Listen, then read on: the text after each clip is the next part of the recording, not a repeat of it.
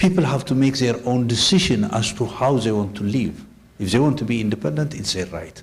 If they want to remain united, it's their right. If they want to be in a federal system, it's their right. Whatever they decide, it's acceptable.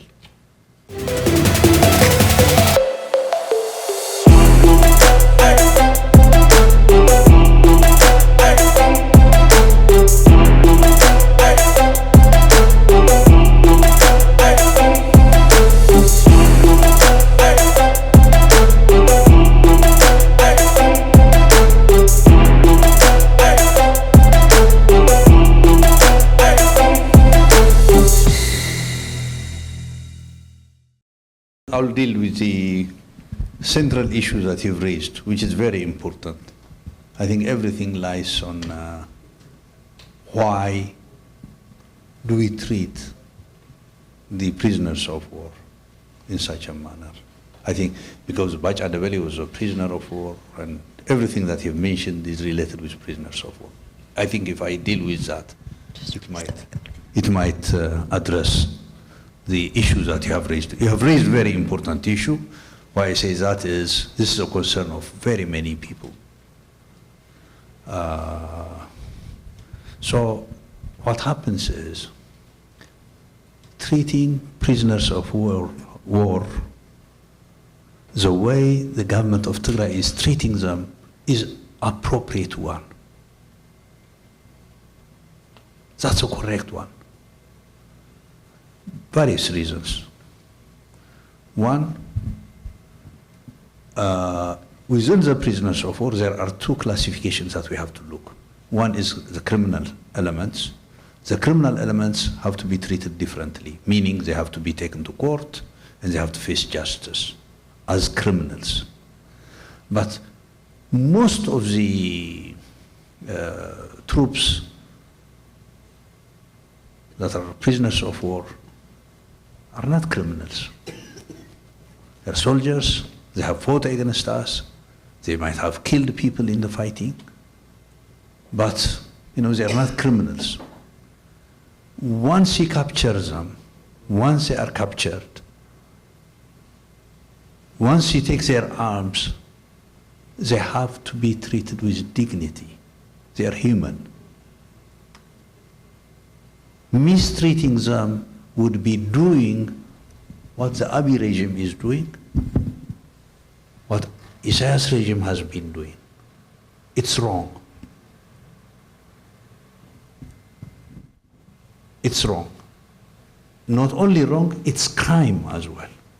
If you look into international law, treating prisoners of war, mistreating prisoners of war is a crime. So we'll account for that too. But let me walk you into the practical meaning of it. It has a lot of meaning. Let's say, when you fight, be on any side. When you go to war and when you're in a battlefield, when there are shootings from both sides, what do you try to do? You try to defend yourself, right? And you try to kill the enemy. You would fight till the end of your life if you know that you're going to be killed by your adversaries. Even after surrendering yourself, you might be killed. Then you have to die, have to kill anybody, and you have to, even if you finish your bullets, you have to throw a stone and try to kill someone from the other side. You have to fight until your last breath. If you know that you are going to be treated well, if you know you are going to be released, if you know you are going to be treated humanly, what happens? When you start to shoot, when fighting starts, you're a human being. So what happens is, especially if you are on a wrong side of history, if you are not if you are not with a just cause, if you are with a just cause, you will fight to the last breath of your life. If you are on unjust side, what do? You would think about your life. You'd say, how do I escape from here, go to the other side, and save my life? So, definitely, it has a lot of value. The reason is, the TDF, the Tigrayan government, releasing all these prisoners have tremendous impact of having the enemy side being weak. Because the prisoners of war, when they go and join, it's a blessing. Because they are not going to fight as they should fight, because they know that they would be okay if they come to the other side. Not only themselves, they tell their friends, they share their experiences with their colleagues, and they completely disarm the enemy side.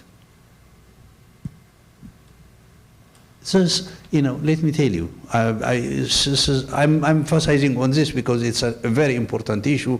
It's entertained amongst very many people. That's why I'm trying to elaborate well. Let me tell you, during the 17-year of war, we're confined in Tigray.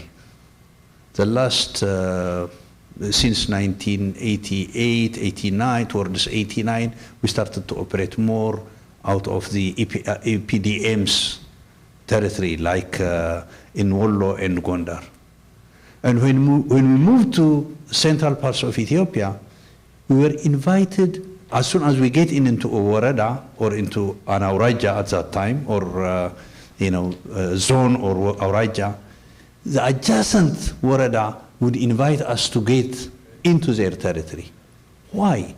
Because there were so many soldiers that we captured, trained, visited our liberated areas, entertained as well, because they are human beings. They need entertainment under all circumstances, not having with SUA and maize and so on, but wherever they are, they have to feel at home.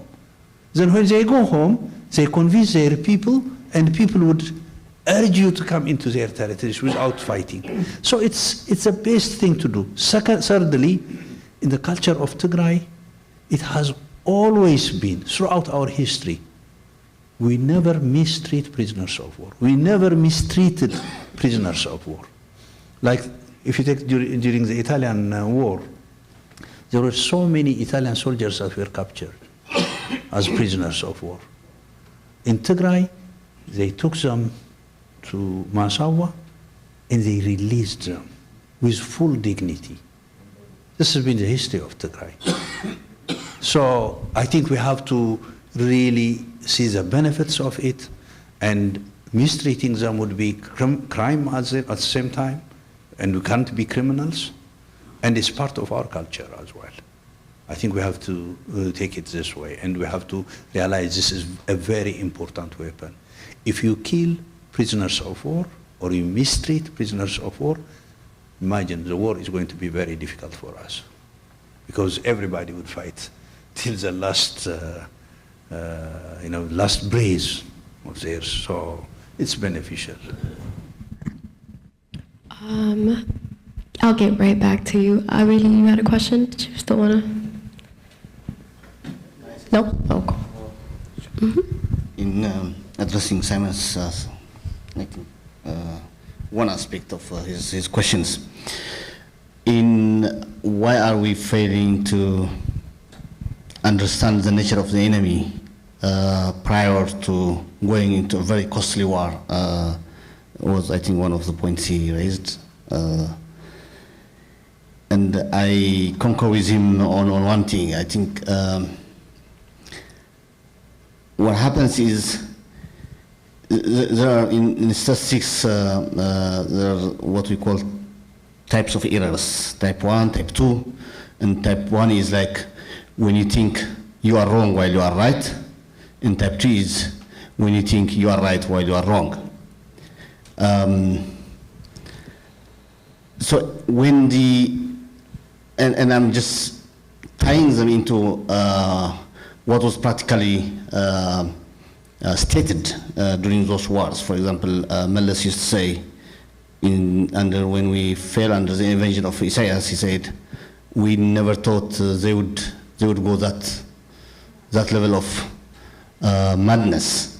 And then later on, this time again, our leader said, well, we thought the Eritreans would come to the periphery, to the border, but we didn't think that they will come in with full force to invade us. And we never thought on both sides that they will do the kind of atrocities and cruelties they did on our people. That's what they said. And why didn't we think that they would do that? Exactly, because it's just in a scenario building, you can build that from the different models. You can base yourself on human. I think I sometimes think that we need to go to a different anthropological way, kind of. This is the way we're just dissecting, understanding stuff around our region is also failing us in some level, I would say. So when our leaders think of their opponents and build their scenario, what will happen? What can they do? They are thinking about those enemies like rational ones, in the mindset of what would I do in such cases. So they're just mirroring it towards them, while the nature of the enemy is totally different. They're made of a different material. So we would have thought in the USA, for example, they have units that they deploy as terrorists. They completely behave like terrorists, and the purpose is to identify the weakest points that are vulnerable for any possible attacks from terrorists. So they go all the way like terrorists. Their mindset is terrorism. Just all they are meant to do is to find a soft target, except that they don't explode stuff. Otherwise, they go all the way find out those things. So when we think of our enemies, we should think like them. These are the people, this is a possibility with them. They can do this. They can,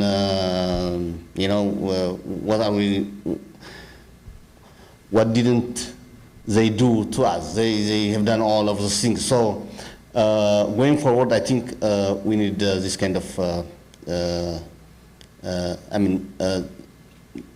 this is going to be very helpful for us as a material.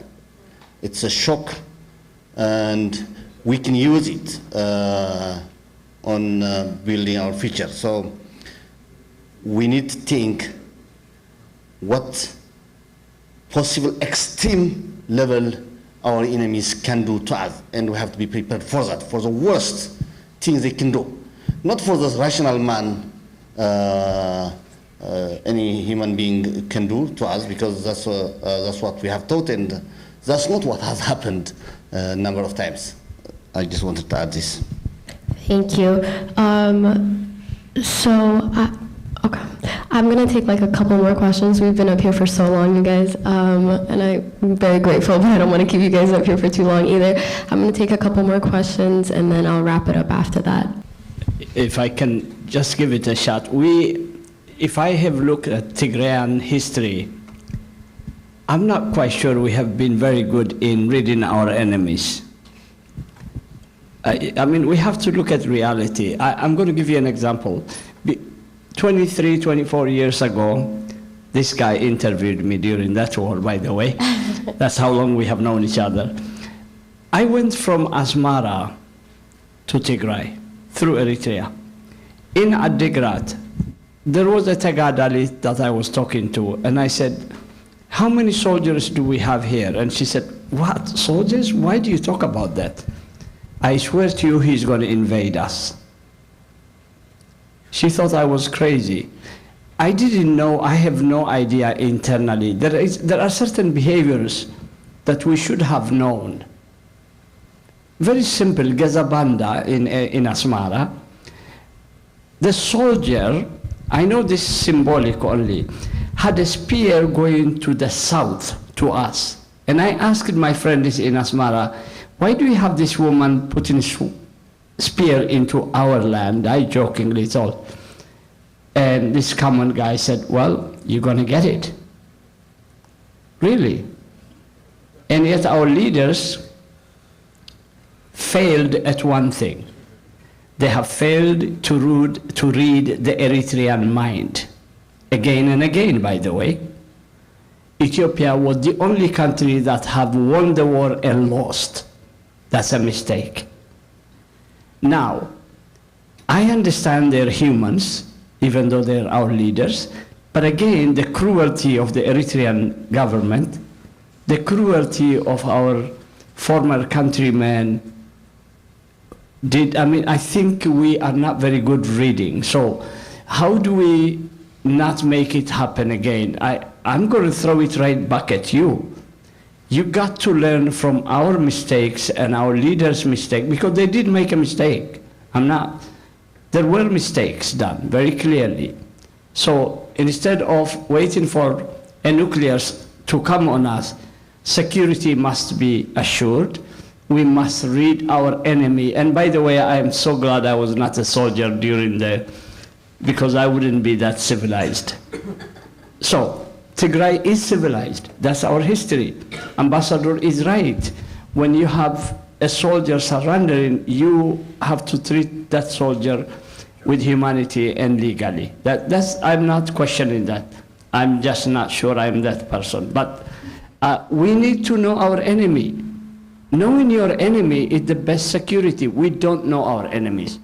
And I think you guys, first of all, by the way, and you mentioned, my friend, the division between our leaders, and you mentioned General Tzadkan. Yeah, those are mistakes. I don't know the internal political fight, but it's mistakes. But understand also, we did not have all these PhDs, all these generals, all these medical doctors. Here you are. Today, Tigray is endowed with highly educated population. That itself is going to be hindrance to certain stupidity, in my view. Thank you. If I may say something. Well, this is a very broad area. And a very interesting question as well. And we have to deal with this very seriously and learn from it. But let me just say something. Definitely, analyzing history is something else. Leading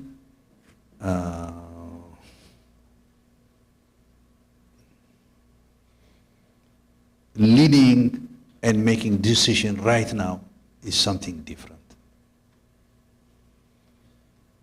What we decide today, analyzing it 10, 15, 20 years later, is something else.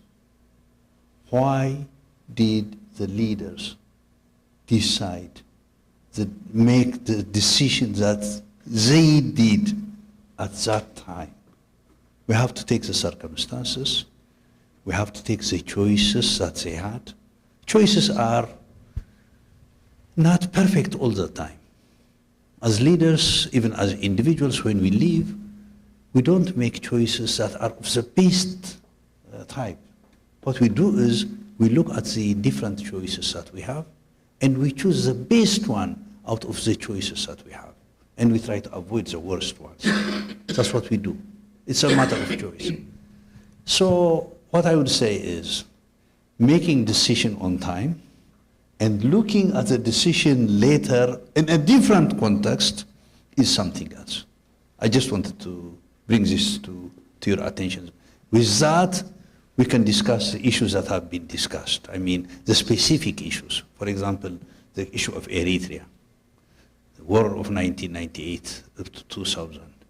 Why was the decision made in 2000? The decisions that we know. Some people are critical of it today, but there are explanations for the people who made the choice then. So I just wanted to bring this to your attention so that you think about it. But we can discuss on all these issues. If you are interested, I can offer myself to discuss on the issues, why the decisions were made at a specific time, so that we can learn from that.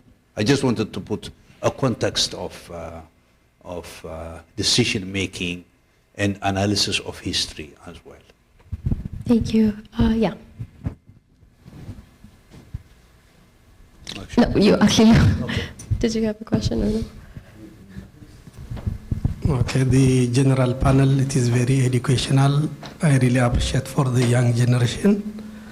Maybe from total what we have talking, I want to remark some 2 points to be in the balance side. The first one is about young generation. During the Obama program, there were some youngsters to be ready in different African countries to replace the leaderships. But when we evaluate at that time, those who recruited as young professional, most of them, they are not more aware about the ground in Africa. Yes, they are educated. They learn 101 program in US. When we discuss with such people, the main shortage was they couldn't to understand what is going in the ground. So this we should have to take into consideration for our future. But basically, as you said, the new generation must come from young group. They are very thoughtful. They have open mind, and they have educational background. So this one is more help for our country. When you start diplomatic relation with Eritrea, we have clear plan. We have 25 ministerial agreements. We are going in a good mood for the 5 years. I was there. After this condition, the Eritrean government, he raised some questions because, as we know, he's very greedy. He wants to exploit Ethiopian resource. We know everything that. As a matter of chance, I was a counselor in Asmara. So from time to time, we are looking the illegal activity of Sha'biya. And we give report every month, even up to 100 pages. At the final 1 year, we know that Sha'biya can invade Ethiopia in most of our information. But in the final evaluation, maybe some leaders, they have their own evaluation for the case. But we know many things. I remember from the Defense Force, intelligence group, they assigned people in Tigray, in Amhara, or in another part. We know that what they are doing, but just we underestimate them. That's a problem. We underestimate them. But from their thoughts, from their different rumors, from getting tangible information, the condition was not health. We know that. We understand that. The only we underestimate them. So I want to give this, to share information. Thank you so much. Oh, I forgot to get one more question, Alay, and then I have to wrap this up, guys. I'm sorry. Yes, your question. I'm going to encapsulate your question in my ending as well, because that was really where I was heading as well. So her question was, at this point, I think independence is what a lot of Tagarus are yearning for, and what avenue do we take to gain that was her question. But I want to add 2 more to like kind of wrap it up, right? So we've talked about Tigray External Affairs Office and how we've, how you guys have started that to be global within Tigray itself, outside of Ethiopia, one. And two, in the narratives that you mentioned earlier, that we haven't been in control of our narrative for so long, and I feel like now more than ever is important to be in control of our narrative. And then Haftom also had a second leg to his question earlier, which was, why was it that we were never taught the hate that was so embedded on the other ethnicities within Ethiopia that we weren't aware of until the genocide came in 2020. So to wrap this up, an amazing, amazing, amazing panel of you three, are we taking the steps for Free Tigray with Tigray External Affairs? One. Two, do you believe a Free Tigray is the answer so that we don't relive this crucial cycle of war? And three, how is it that we were just so in the dark of the hateness that we lived in for so long? And if I can get an answer from all three of you, that'd be great, and then we'll wrap this up, you guys. Thank you. Well. Very interesting questions. Very, very interesting questions, really. Why were you not educated the level of hate against Tigrayans? I think the way I see it is, one, definitely teaching hate is not a good thing. It damages you, not others, but damages us. So we don't have to be hateful. We don't have to hate a group of people. If you hate a group of people,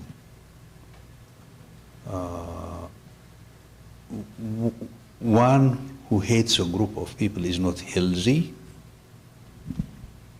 In politics, that person would be extremist. In most cases, fascist. If one hates the entire group of people, because in a group of people, there are very nice people, and there are bad people as well. So we don't have to teach our children and our siblings and so on hate for the sake of them to be healthy and politically healthy as well. That's one thing.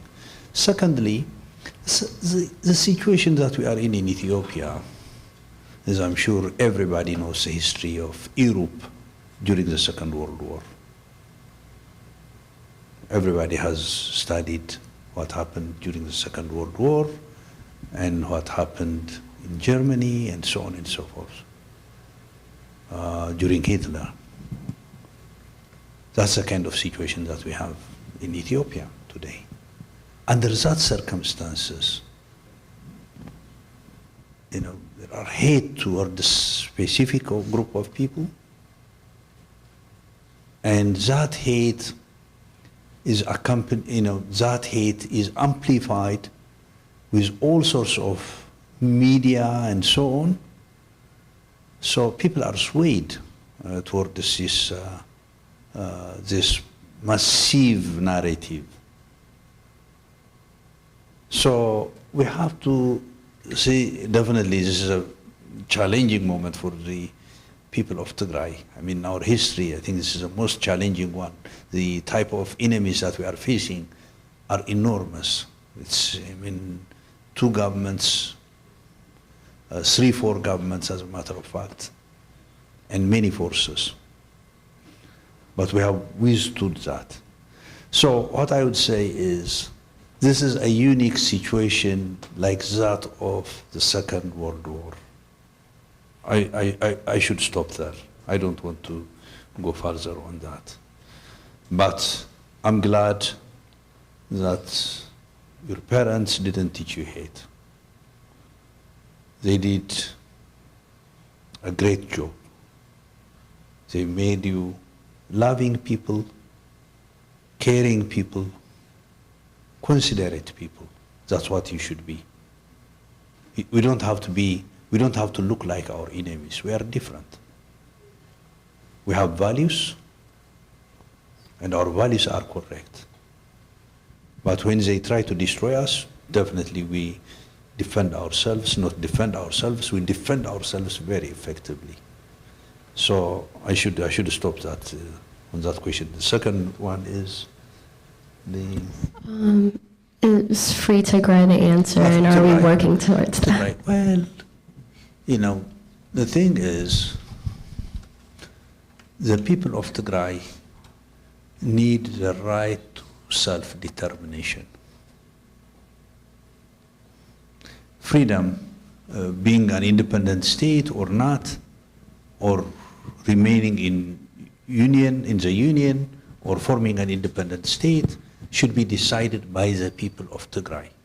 No political party, no government, no one should decide for the people of Tigray. It has to be only the people of Tigray that makes a decision. If a political party, you know, it can have it in its own political program, but the correct one would be to make sure and ensure the people of Tigray gain the right to self-determination, meaning they have to be the ones who make decision as to how they want to live. That's what it is. In order to do this,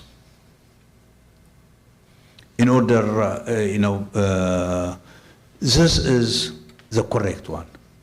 This is a right one. Why do I say this? If you take international law, there is no acceptance to secession and to independence. As you might have seen, the US resolution that came 2 days ago, like the S3199, it says territorial integrity of Ethiopia. If you look at the UN statements, UN decisions, in regard to Tigray, in regard to Ethiopia, it says territorial integrity of Ethiopia.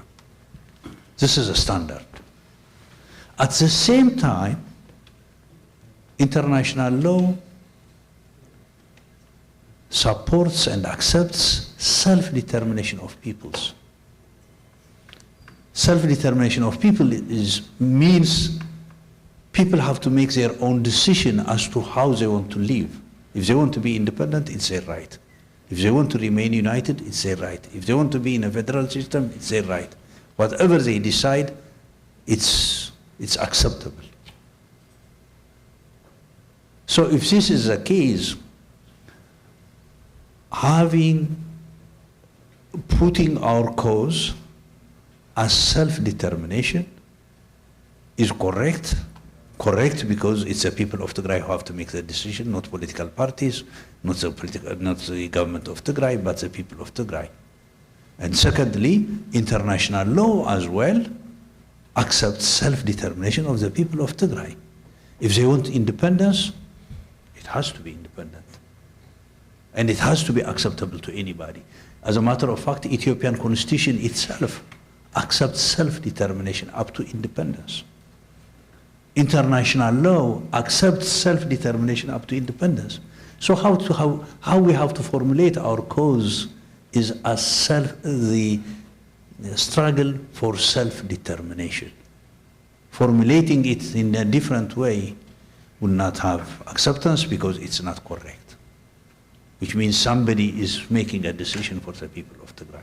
I think we have to take it that. I hope I have answered your question shortly, but we can discuss it broadly if you wish so on another occasion. I can elaborate more on this, but I want to limit myself. Thank you. I have two boys, some of your age, and after the Eritrean invasion, when they were really young, they had confronted me with the same question. Why did you not tell us they hate us? So I'm getting this question now. I should have explained to them better, but I'm really glad I did not develop hate in them, because hate eats you alive. Should I have explained I was protecting them. They were too young. They had a lot of Eritrean kid friends. I did not want to create. I was already hateful. I did not want my kids to have that hatred. I have seen the disaster of what they did in my neighborhood. So I think you're absolutely right. It's not within our culture. Actually, in a way, revenge is part of the Tigrayan tradition, I must admit. But I'm not going there now. So we shouldn't have told you to hate people we consider enemies, because love has stronger than hate. So I'm in absolute agreement with the ambassador, but we should have explained. That's how I would frame the question. I should have educated my kids. I didn't. The last one, when you read your American Constitution, the most powerful statement is, we the people. Just remember that as you are Americans. That should be our decision in Tigray. Now, personally, I have very strong opinion, but that's not relevant. I have, on a personal note, I have written that a court that forces a rape victim to marry her rapist is illegal and is unethical, and it's a crime. But having said that, the people of Tigray must have the ultimate decision. We have a role, though. What you're doing right now, educating, not even advocating is not the word I usually use. Educating.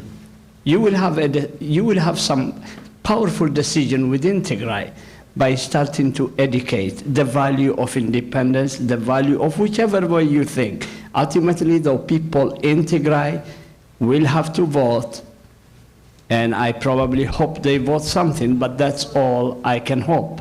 I will abide by the people of Tigray. My personal opinion has been clear for a long time right now. Okay, so they hate us, we don't hate them back. Well, they're wrong, we're right. I don't think the issue is about hating back in the same amount. The problem is, do you continue being unprepared for the unforeseen circumstances and suffer from the consequences? That we should avoid. And I don't believe, it might seem that way because the narrative control, when it is driven by bad leaders, it might look like all the people are hating us. But that has never been the case. I mean, it's scientifically not true. The majority of the people are fine. It's a normal curve will tell you that. But bad leaders can rally them behind their bad cause. That's the whole issue. It's not that difficult to bring people along your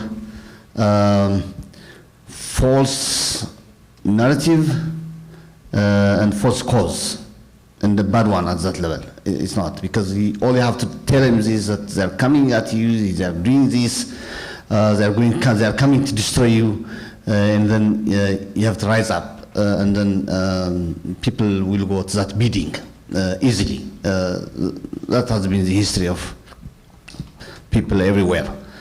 But when you have a chance to tell them about the good things, then it's more likely than not that they will take that as well. So it's the control of the narrative that I'm coming back again at. So when all these bad leaders, when they get hold of all the resources and the narrative infrastructure, the media, and then they are mobilizing the entire country, the entire resources, and everything else against us. So that has to be reversed. And that has happened because we were not prepared enough. And the staying weak and prepared for future challenges is what we should always avoid. And I think as young people like you should really take this one into your hearts and minds. That's one point. On the independence, I think I agree with what they said. That's how it needs to be, and there is no other. There is no short way towards it. If we are just envisioning the very prosperous, the shining on the hill Tigray, it has to come also not through the barrel of guns, but through the legal process and justified process as well. But that's also doable. It's not far-fetched. It can be done. In the meantime, what should be really mindful about is decentralizing the policies, the resources. We have to untangle them because we're being at the suffering end because Ethiopia might seem it's federated and decentralized, but it is not for real and practical sense, because the monetary is centralized and we're suffering from that right now. You can see it. All the many infrastructures, policies, the national policies are all concentrated in the hands of the central government, and they are mobilizing it against Tigray. Those are things that were overlooked. We didn't carefully scrutinize them and decentralize them, and that has been, I think, the problem that made us suffer a lot for now. So whatever is the future setting, then Tigray has to be secure, self-sufficient in all sense, and then it's not going to be, I think, more centralized than this one. It's towards the one that you were mentioning, although it has to graduate and run the courses, the legal courses. But we can't give, for example, you have seen the President saying that under the current constitution, you can't have an army, for example. But we're going to keep an army, and we're going to get a lot of things that make us independent of the central system, and those are the things. We will get them one by one, all of them, and we shouldn't be at the mercy of these cruel leaders or anyone else. Thank you. I just want to say this. We'll, first of all, the government of Tigray really appreciates, really admires your role. And we are ready and we're prepared to work very, very closely with you. I think we have tried to work with you closely, but not adequately, as I should say, because there have been a lot of constraints. We had so many things to be done. And I appreciate the initiatives, the creativity that you have. Even what we saw this evening, again, is marvelous. It's a tip of the iceberg. I mean, you've done so much, so many things. I think we need to galvanize our energy, our capability, our resources, and at the same time unleash our potentials, completely unleash our potentials, so that you do miracles. I think in the next phase, we would like to work with you to have sorry for the pronunciation. I would like to say that would like to see your networking being strengthened. If it's strengthened, will be very effective. I should tell you that we are prepared to work with you very closely, especially in making sure that the networking with the youth is stronger, so that you become very dynamic and very effective. You've been dynamic and effective, but there are no limits for improvement. I mean, there are so many things that we need to improve. So I just wanted to say we are preparing to work with you. I hope you will all respond to that, because it will redouble and double and double our strengths. So just wanted to say that the government of Tigray is preparing to work with you, and all of us are you're going to see us more often, and we'll try to communicate as well in a better way in the weeks and months to come. So thank you. Absolutely.